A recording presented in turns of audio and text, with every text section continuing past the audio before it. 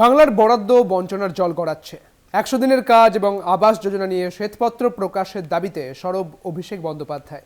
সেই দাবিকে নস্যাৎ করেছেন নির্মলা সীতারামন থেকে অমিত শাহ।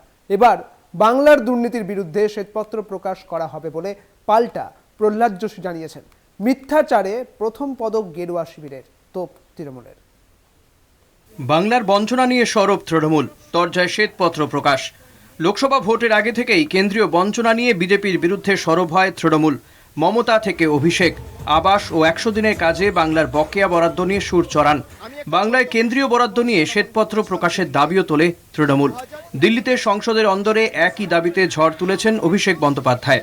আমি একটা ছোট্ট প্রশ্ন নির্মলা সীতারামনকে করেছিলাম সেদিনকে, যে 2021-এ বাংলায় মুখ থুবড়ে পড়ার পরে, বাংলায় হারার পরে আপনি আবাস যোজনায় এবং 100 দিনের কাজের কত টাকা 2021-22 অর্থবর্ষ, 22-23 অর্থবর্ষ, 23-24 অর্থবর্ষে বাংলাকে দিয়েছেন, রাজ্য সরকারকে দিয়েছেন, বাংলার মানুষের জন্য পাঠিয়েছেন? আপনি শ্বেতপত্র প্রকাশ করে প্রমাণ করুন। তৃণমূল সেনাপতির সুরে সুর মিলিয়ে শ্বেতপত্র প্রকাশের দাবি অন্য তৃণমূল সাংসদদের, কিন্তু তৃণমূল সাংসদের দাবি উড়িয়ে দিয়ে বাংলার বিরুদ্ধে পাল্টা তোপ বিজেপির। দুর্নীতি নিয়ে বাংলার বিরুদ্ধেই এবার শ্বেতপত্র প্রকাশ করবে BJP. Bengal's economy, sir. I'll give all the white paper they want. Sir, West Bengal's share in total industrial production of this country.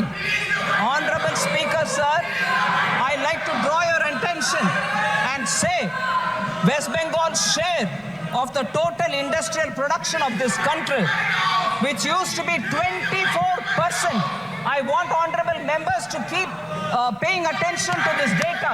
It's very important for this country. 24% was Bengal's contribution to total industrial production of this country at the time of independence. Today, you want to know what that number is? 3.5. White paper Bengal के बारे में लाएंगे, क्या क्या भ्रष्टाचार हुआ है सब इसमें, और जो भी नाम चेंज किया है, भ्रष्टाचार किया है, वो लाएंगे। व्हाइट पेपर बंगाल के बारे में लाएंगे, क्या क्या भ्रष्टाचार हुआ है सब इसमें, और जो भी नाम चेंज किया है, भ्रष्टाचार किया है, वो लाएंगे। কেন্দ্র ও বিজেপির বিরুদ্ধে মিথ্যাচারের দাবিতে সরব তৃণমূল। বাংলার বরাদ্দ নিয়ে শ্বেতপত্র প্রকাশের দাবি। 122 দিন ধরে এই দাবি তোলা হচ্ছে, অথচ কেন্দ্র কোনো গুরুত্বই দিচ্ছে না। সংসদে শ্বেতপত্র প্রকাশ হলে তথ্য সামনে আসবে বলে ভয় পাচ্ছে বিজেপি, তাই শ্বেতপত্র প্রকাশ করছে না। বিজেপি টাকা আটকে রেখে চাপের রাজনীতিতে মাথা নত করবে না তৃণমূল। মিথ্যাচারে বিজেপি প্রথম বলে কটাক্ষ তৃণমূলের। 100 ডেজ জব হোক, আবাস যোজনা হোক, 2021-এর পরে 1 পয়সাও ভারত সরকার বাংলার সরকারকে দেয়নি। এটা অত্যন্ত দুঃখজনক ঘটনা যে দেশের ফাইন্যান্স মিনিস্টার, হোম মিনিস্টার এত লম্বা লম্বা বক্তৃতা দিচ্ছে, কিন্তু 140 দিন থেকে আপনারা একটা হোয়াইট পেপার দিয়ে বাংলার মানুষকে বলতে পারছেন না যে কত টাকা দিয়েছে। এটা আমরা প্রতিবাদ জানালাম, এবং পার্লামেন্টে যদি সত্যি তথ্য রাখতে হয়, white paper is the way, যেটা আমাদের নেতা অভিষেক বন্দ্যোপাধ্যায় বারবার বলছে। তৃণমূলকে পাল্টা বিজেপি শিবিরের। হাইকোর্টের এই অবজারভেশনকে আমরা স্বাগত জানাচ্ছি। হাইকোর্ট অস্বচ্ছতার কথা বলছে, আমরা তো দীর্ঘদিন থেকে বলছি এই অস্বচ্ছতার কারণেই আজকে কেন্দ্রের বরাদ্দ বন্ধ হয়েছে, বঞ্চিত হচ্ছে প্রান্তিক মানুষ।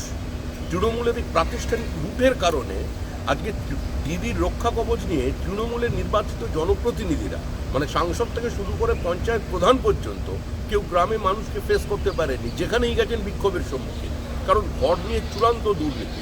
কিন্তু রাজনৈতিক তরজা শেষে বাংলার মানুষ কবে হকের টাকা পাবেন তা নিয়ে প্রশ্ন থেকেই যাচ্ছে। দেবজ্যোতি ঘোষের রিপোর্ট, কলকাতা টিভি।